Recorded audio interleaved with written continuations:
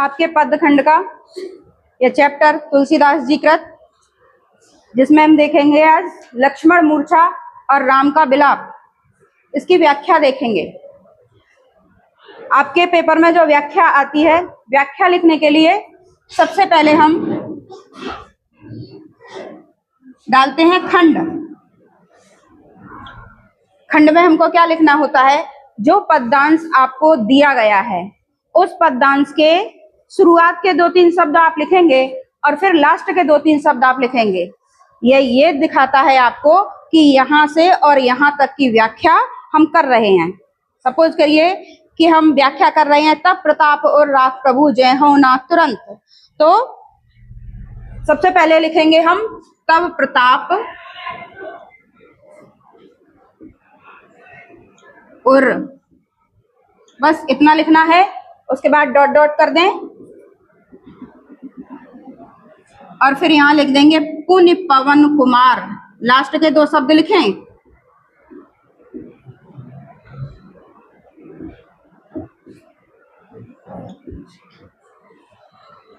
ये दिखा रहा है कि हम यहाँ से यहाँ तक की व्याख्या कर रहे हैं। उसके बाद लिखते हैं हम संदर्भ।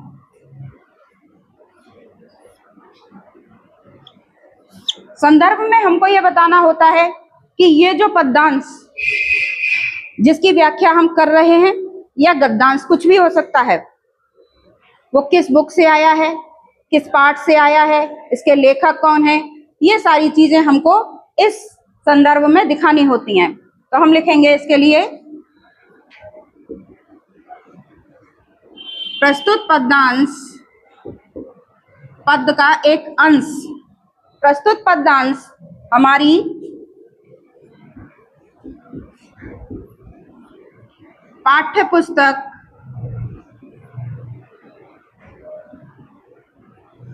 आरोह, यही है आपकी बुक का नाम,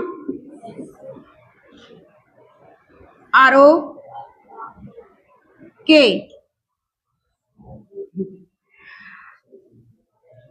आपके टॉपिक का नाम है लक्ष्मण मूर्छा और राम का विलाप। आरोह के लक्ष्मण मूर्छा और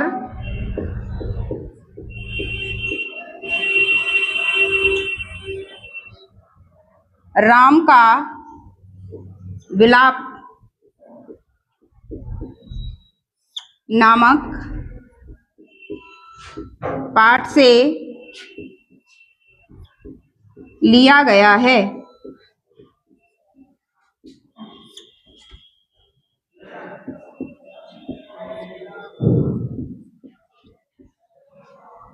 इसके रचयिता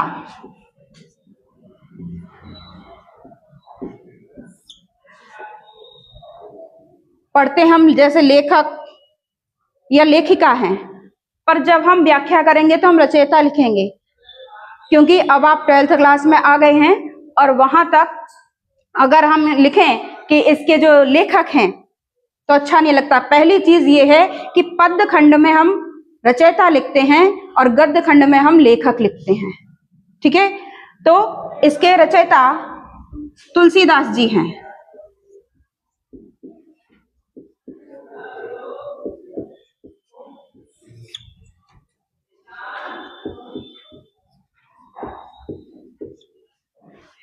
और ध्यान रखें कि जब आप लिखें तो किसी भी राइटर का जब आप नाम लिखेंगे, किसी भी लेखक का जब आप नाम लिखेंगे तो उसके साथ संबोधन में जी जरूर लगाएं, क्योंकि जो हमारे लिए श्रेष्ठ है, जिसको हम पढ़ रहे हैं, जो हमसे बड़ा है, जो हमको कुछ बता रहा है, वो हमारे लिए सम्माननीय होता है। इसलिए ये शब्द आपको जरूर लगाना है। तो अब इसके साथ आप अपनी बुक का नाम, आप अपने चैप्टर का नाम और जो इसके लेखक हैं उसको अंडरलाइन कर दें, ताकि चेक करने वाले की सीधी सीधी नजर इस पे जाए और वो समझ ले कि बच्चे को सारी चीजों का ज्ञान है, कहाँ से आया है, बुक का नाम क्या है, लेखक कौन है, कौन सा चैप्टर है, ये सारी चीजें। ठीक, अगला आता है आपका प्रसंग।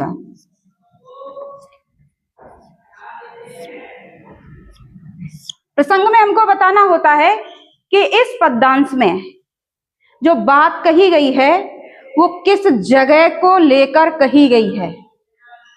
तो सबसे पहले ये जो चैप्टर है लक्ष्मण मूर्छा और राम का विलाप, आप सब जानते हैं हमारे यहाँ सबके यहाँ रामचरितमानस होती है। रामचरितमानस बहुत सारे घरों में हम लोग डेली में पढ़ते भी हैं, पाठ करते हैं हम उसका।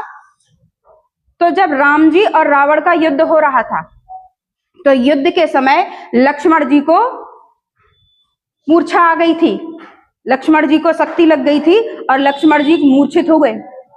जब लक्ष्मण जी मूर्छित हुए तो हनुमान जी लंका से ही सुसैन वैद्य को लेकर आए, जो रावण का ही वैद्य था।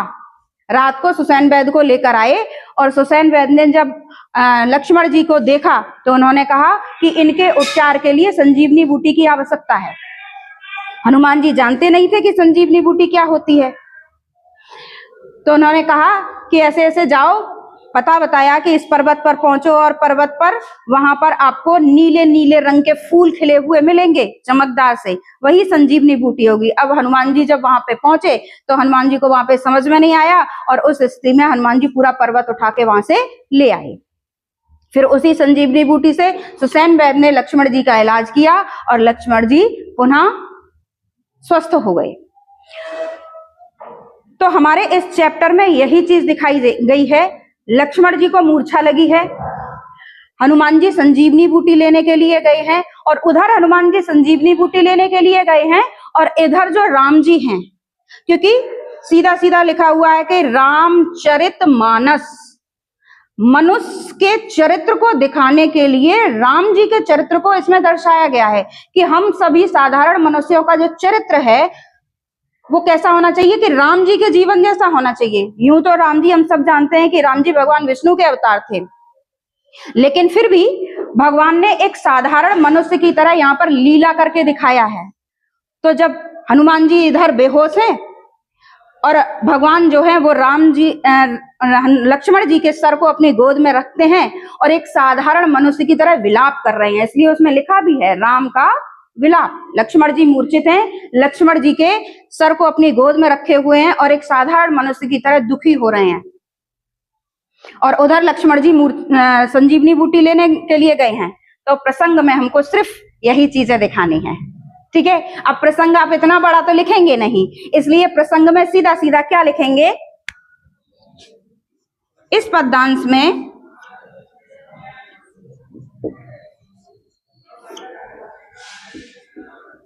लक्ष्मण जी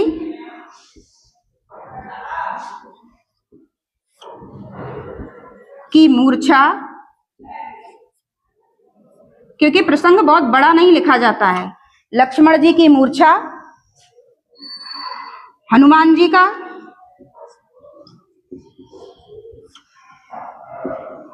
जी का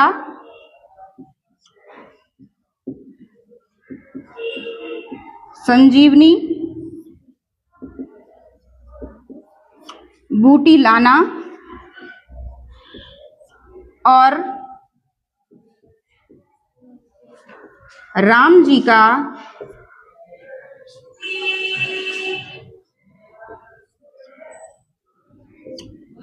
विलाप दिखाया गया है।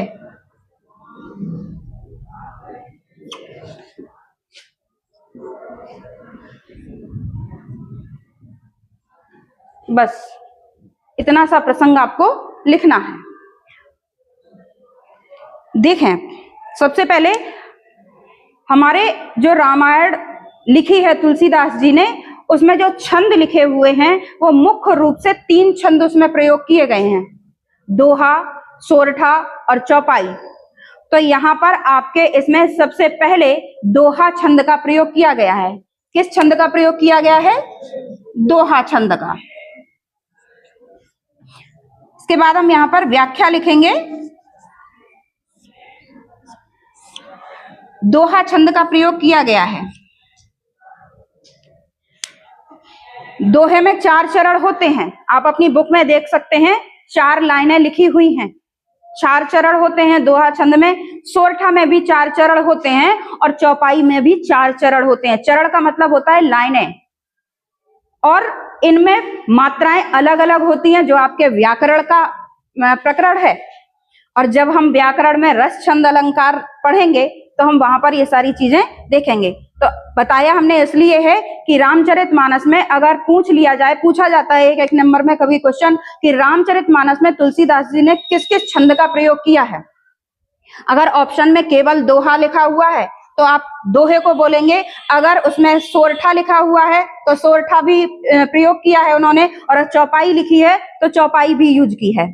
और अगर तीनों ही लिखे हैं कि दोहा, सोरठा और चौपाई, तो तीनों को ही आप बताएंगे कि यही तीनों ही लिखे हैं। जैसा भी ऑप्शन आपके में आए, पर ध्यान रखें कि तुलसीदास जी ने तीनों ही छंदों का प्रयोग किया है। तो सबसे पहले तुलसीदास जी ने लिखा है इसमें, तब प्रताप उर राख प्रभु जय हो नाथ तुरंत। अब यहाँ पे बताया क्या है तुलसीदास जी ने कि लक्ष्मण जी जो हैं, लक्ष्मण जी इधर को मूर्छा लगी है, हनुमान जी संजीवनी बूटी लेने के लिए गए, और उधर से जब संजीवनी बूटी लेकर लौट रहे थे तो रात का समय था, और जब भगवान जंगल में चले गए तो जो भरत जी थे, भरत जी को राजगद्दी तो दी गई, पर भरत जी 14 वर्ष तक अयोध्या में एक राजा के तौर पर शासन तो किया, उन्होंने संभाला तो था उस अयोध्या के शासन को, पर कभी गद्दी पर नहीं बैठे थे और राजमहल में भी नहीं रहे थे। अयोध्या के पास अगर कभी आपको जाने का मौका मिले तो देखें, अयोध्या के पास एक नंदग्राम पड़ता है। नंदग्राम में 14 वर्ष तक एक झोपड़ी में भरत जी जो हैं वो वहीं पर रहे थे। तो उधर हनुमान जी संजीवनी लेकर रात के समय में लौट रहे हैं और भरत जी अपनी झोपड़ी के बाहर बैठे भगवान का स्मरण कर रहे हैं, राम राम राम राम जप रहे थे। हनुमान जी विशालकाय हाथ में पर्वत लिए हुए थे। जैसे ही हनुमान जी की प्रतिछाया धरती पर पड़ी तो भरत जी को ऐसा लगा कि शायद कोई राक्षस है, वो अयोध्या की तरफ जा रहा है और अयोध्या को नुकसान पहुंचाना चाहता है। अब भरत जी जो थे वो शक्तिशाली हैं। अंदाजा आप इस बात से लगा सकते हैं कि वो कितने शक्तिशाली हैं कि भरत जी ने एक बाण में ही हनुमान जी जैसे शक्तिशाली व्यक्ति को धरती पे उतार लिया आकाश मार्ग से। अब जब हनुमान जी और भरत जी का मिलन हुआ, हनुमान जी ने सारी बात भरत जी को बताई कि इस तरीके से युद्ध चल रहा है और लक्ष्मण जी को मूर्छा लग गई है, उनके लिए मैं संजीवनी बूटी लेकर जा रहा हूं। तो भरत जी ने कहा कि अगर आप कहें तो मैं अपने एक तीर से आपको तुरंत ही लंका पहुंचा सकता हूं। उनकी बात का जवाब देते हुए हनुमान जी ने क्या कहा है वो आपके सिलेबस में यहाँ पर दिखाया जा रहा है। तो कहा है उन्होंने कि तब प्रताप उर राख प्रभु जय हो नाथ तुरंत। प्रताप उर में हृदय में, राख में धारण करके, और जय हो का मतलब जाऊंगा और तुरंत का मतलब तुरंत। हे नाथ, भरत जी से हनुमान जी कह रहे हैं कि हे नाथ, मैं आपके प्रताप को अपने हृदय में धारण करके और तुरंत ही लंका पहुंच जाऊंगा, आपको कष्ट उठाने की आवश्यकता नहीं है। असि कहे आयस पाए पद बंद चले हनुमंत। अस मिस ऐसा, कहे मिस कहकर, पद मिस पैर और नाय मिस नवाकर, बंद मिस वंदना करते हुए, प्रणाम करते हुए, और चले का मतलब चले, हनुमंत मिस हनुमान जी, ऐसा कहते हुए भरत जी की आज्ञा पाकर हनुमान जी भरत जी को प्रणाम करके वहां से चल दिए। भरत बाहुबल शील गुण प्रभु पद प्रीत अपार। अब हनुमान जी रास्ते में चले जा रहे हैं और रास्ते में जाते हुए वो भरत जी के गुणों की अपने मन ही मन प्रशंसा कर रहे हैं और क्या कह रहे हैं कि भरत बाहुबल, भरत जी में बहुत बल है, भरत जी की भुजाओं में बहुत बल है। शील गुण, और स्वभाव से कैसे हैं, विनम्र हैं। और प्रभु पद प्रीत अपार, और भगवान के चरणों में अपार स्नेह भी है। राम जी को बहुत स्नेह भी करते हैं, राम जी को प्रेम भी करते हैं। भरत जी बहुत बलशाली हैं, विनम्र स्वभाव वाले हैं और भगवान राम से बहुत स्नेह करते हैं, बहुत प्रेम करते हैं। मन महु जात सराहत पुन पुन पवन कुमार। मन महु, मन के महु में मन में ही, जात में जाते हुए, सराहत में सराहना करना, प्रशंसा करना या बड़ाई करना। मनमोह जात सराहत पुन पुन पवन कुमार। और इस प्रकार से मन ही मन भरत जी की प्रशंसा करते हुए जो हनुमान जी हैं वो आकाश मार्ग से लंका की तरफ चले जा रहे हैं। आगे लिखते हैं तुलसीदास जी, वहां राम लक्ष्मण निहारी बोले बचन मनुज अनुसारी। अब दृश्य कहाँ का दिखाया गया है, वर्णन तुलसीदास जी कहाँ का कर रहे हैं, लंका का, जहां पर लक्ष्मण जी को क्या लग गई है, संजीवनी बूटी लग गई है, वो सॉरी मूर्छा लग गई है।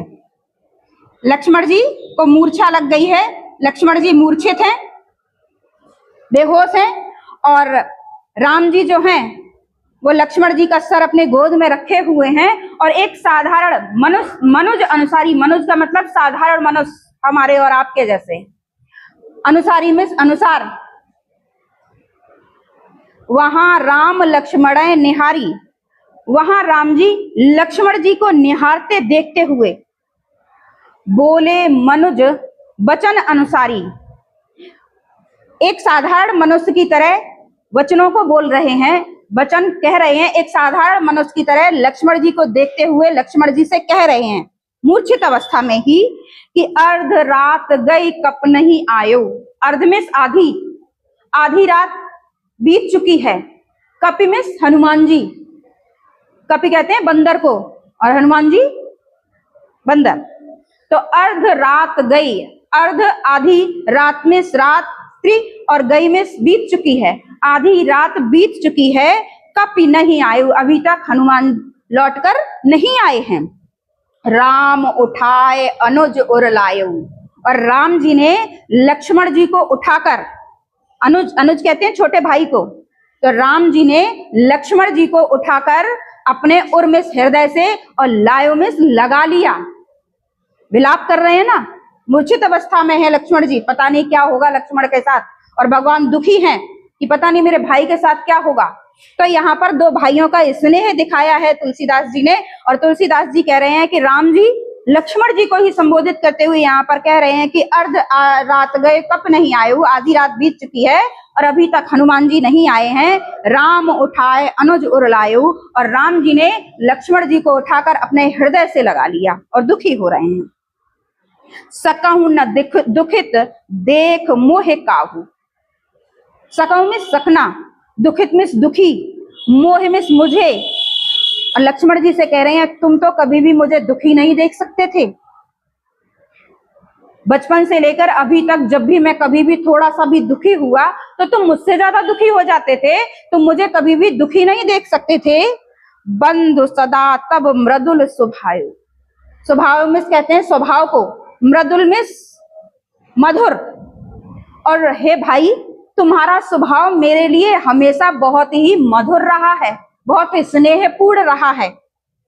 मम हित लाग तजेउ पित माता, मम मिस मेरे, हित मिस हित के लिए, और तजेउ मिस त्याग देना, पित मिस पिता और मात मिस माता। मेरे हित के लिए तुमने माता और पिता को भी त्याग दिया। कब त्याग दिया? जब भगवान राम को 14 वर्ष का वनवास दिया गया था। लक्ष्मण जी को नहीं दिया गया था, केवल राम जी को दिया गया था। पर राम जी वन जाएंगे ऐसा जब लक्ष्मण जी को पता चला तो लक्ष्मण जी ने क्या कहा कि मैं भी भाई के साथ वन जाऊंगा। तो उस बात को यहाँ पर दर्शाते हुए राम जी लक्ष्मण जी से कह रहे हैं कि मेरे हित की रक्षा के लिए मेरे साथ कहीं कोई अहित ना हो जाए, इसीलिए तुमने माता और पिता को भी त्याग दिया। सह्यु विपिन हिम आतप बाता, सह्यु में सहना और विपिन कहते हैं जंगल को, वन को, जंगल, हिम में सर्दी, आतप कहते हैं धूप, और वाता में हवा। तो मेरे हित की रक्षा के लिए तुम जब मेरे साथ माता पिता को छोड़कर जंगल में आए तो तुमने जंगल में आकर सह्यु विपिन हिम आतप बाता, जंगल में आकर सर्दी, गर्मी, धूप, बरसात सब कुछ मेरे कारण झेला, वरना तुम तो महलों में बड़े ऐशो आराम से रह सकते थे। वहां पर तुमको कोई परेशानी नहीं होती, लेकिन मेरे हित की रक्षा के लिए तुम मेरे साथ बन आए और इन सारे कष्टों को मेरे साथ साथ तुमने झेला है। सो अनुराग कहाँ अब भाई। अनुराग कहते हैं प्रेम को। क्या कहते हैं? अनुराग का मतलब होता है प्रेम। सो मिस वह प्रेम। सो अनुराग कहाँ अब भाई। हे भाई, वो प्रेम मेरे लिए अब तुम्हारा कहाँ चला गया है, जो मैं इतना दुखी हो रहा हूं और फिर भी तुम नहीं उठ रहे हो। वो प्रेम अब कहाँ चला गया है। उठाओ न सुन मम बन बच बिकलाई। उठाओ में उठना, ना मिस नहीं, सुन में सुनकर, मम मिस मेरे, बच मिस बचन और बिकलाई मिस व्याकुलता। मेरे इन व्याकुलता से भरे हुए वचनों को सुनकर जो अब तुम उठ नहीं रहे हो। जीवन भर तो तुम्हारा मेरे प्रति बहुत स्नेह रहा है, मेरे हित की रक्षा के लिए तुम हमेशा तत्पर रहे हो। आज मैं इतना बेचैन हो रहा हूं, इतना परेशान हो रहा हूं, फिर भी मेरे इन बेचैन व्याकुल वचनों को सुनकर, बातों को सुनकर फिर भी नहीं उठ रहे हो। क्यों? आप ऐसा क्यों कर रहे हैं? जो जनतेऊ बन बंद बिछोहू। अब अपने दुख में और ज्यादा दुखी होकर राम जी क्या कह रहे हैं लक्ष्मण जी से कि जो जनतेऊ, जनतेऊ का मतलब होता है जानते। अगर मुझे पता होता, बन बंद बिछोहू, बन का मतलब जंगल में, बंद में इस भाई से, बिछोहू का मतलब बिछो हो जाएगा, अलग हो जाएंगे। अगर मुझे पता होता कि जंगल में जाकर मैं अपने भाई से अलग हो जाऊंगा, वन जाकर मैं मेरे भाई से दूर हो जाऊंगा, तो पित वचन मनते नहीं होहू। तो पिता के वचनों को, पिताजी की बातों को मानकर हम जंगल में नहीं आते। इतना दुखी होकर भगवान कह रहे हैं। आप अंदाजा लगा सकते हैं कि भगवान लक्ष्मण जी से कितना स्नेह करते हैं, और हमको दिखाया ये जा रहा है कि हम मनुष्यों को भी आपस में, भाई भाई में इतना ही स्नेह होना चाहिए। तो राम जी कह रहे हैं अगर मुझे पता होता कि जंगल में जाकर मेरे भाई से मेरा बिछोह हो जाएगा, मेरा भाई मुझसे दूर हो जाएगा, तो फिर मैं कभी भी पिता की आज्ञा मानकर जंगल में नहीं आता। मैं तो पिता की आज्ञा का उल्लंघन कर देता, पर मैं यहां पर नहीं आता। सुत बित नार भवन परिवारा।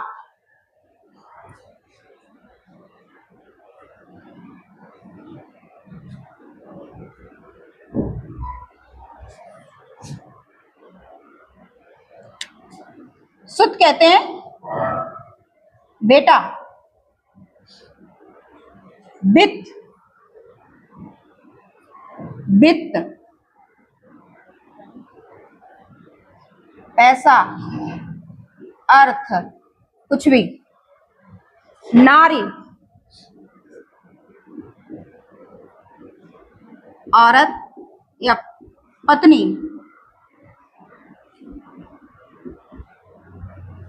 भवन, महल, परिवारा, परिवार। क्या कह रहे हैं राम जी कि सुत वित्त नार भवन परिवारा। बेटा, पैसा, पत्नी, महल और परिवार। होय जाह जग 12 होय में प्राप्त किया जा सकता है। जग इस संसार में 12 बार बार। इस संसार में बेटा, पैसा, पत्नी, महल, परिवार सब कुछ जीवन में दोबारा प्राप्त किया जा सकता है। एक बेटे की अगर मृत्यु हो जाए तो बेटा दूसरा भी हो सकता है। पैसा अगर एक बार चला जाए तो उसको दोबारा भी कमाया जा सकता है। पत्नी एक मर जाए तो दूसरी शादी हो सकती है। घर, महल अगर एक टूट जाए तो दूसरा बनाया जा सकता है, और परिवार भी दूसरा बसाया जा सकता है। तो उन्होंने कहा है सुत वित्त नार भवन परिवारा। बेटा, पैसा, पत्नी, महल, परिवार। होय जाय जग 12 ये सारी चीजें संसार में बार बार प्राप्त की जा सकती हैं, लेकिन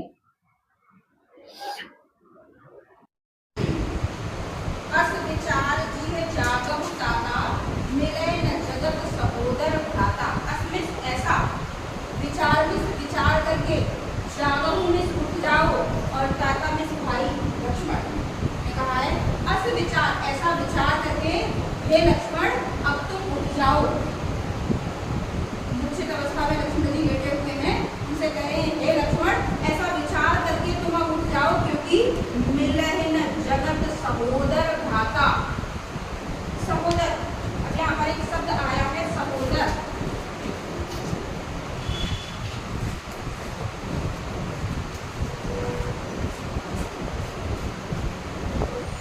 एक ही माँ के उदर से उत्पन्न दो भाई, उदर कहते हैं पेट को, यानी कि दो सगे भाई। सहोदर किसको कहते हैं? एक माँ के उदर पेट गर्भ से उत्पन्न दो भाई कहते हैं इनको सहोदर। तो उन्होंने कहा है, लक्ष्मण जी से कह रहे हैं कि सुत विद्ध नार भवन परिवारा, बेटा पैसा पत्नी महल परिवार, ये सारी चीजें संसार में बार बार प्राप्त की जा सकती हैं।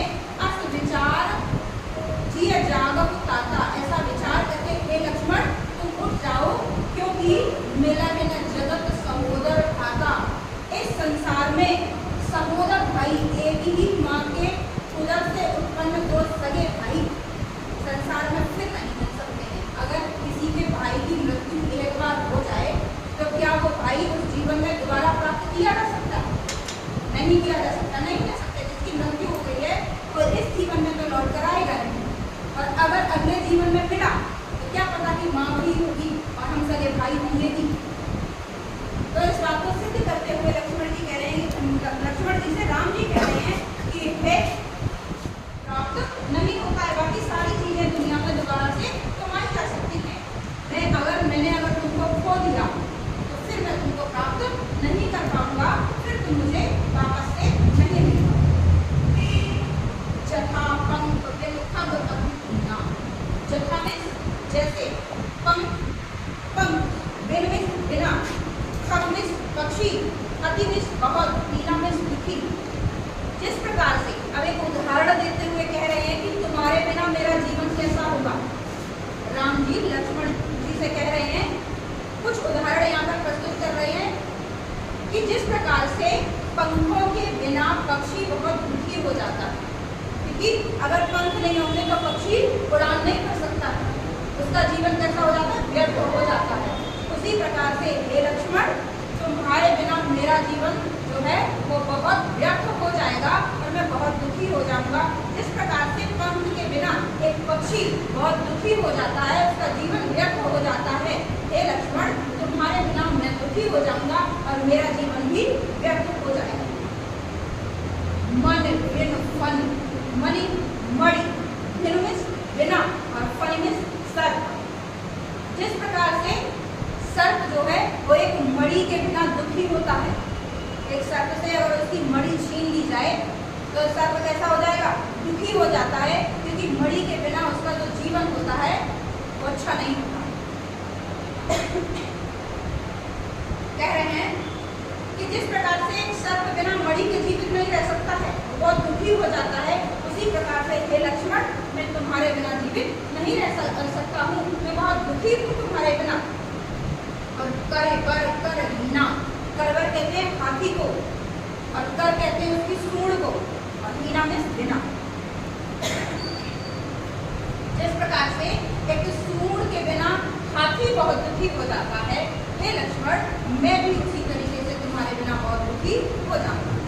3 उदाहरण यहाँ पर राम जी ने प्रस्तुत किए हैं कि जिस प्रकार से पंखों के बिना पक्षी बहुत दुखी हो जाता है, जिस प्रकार से मणि के बिना सर्प बहुत दुखी हो जाता है, और जिस प्रकार सूंड के बिना हाथी बहुत दुखी हो जाता है, उसी प्रकार से हे लक्ष्मण मैं तुम्हारे बिना बहुत दुखी हो जाऊंगा, मेरा भी जीवन तुम्हारे बिना सार्थक नहीं होगा। असमम जीवन बंधु, असमम जीवन बंधु बिन सोई। इसी प्रकार से हे भाई तुम्हारे बिना मेरा जीवन हो जाएगा। जो जड़ देव त्यागहु मोहि, अगर देवताओं ने तुमको कुछ हो गया और उसके बाद देवताओं ने जबरदस्ती मुझे जीवित रखा। राम जी कह रहे हैं लक्ष्मण जी से कि अगर तुमको कुछ हो गया और उसके बाद देवताओं ने जबरदस्ती मुझे जीवित रखा तो मैं एक जड़ की तरह जीवित रहूंगा, फिर मैं चेतन में नहीं रह पाऊंगा, क्योंकि मैं तुम्हारे बिना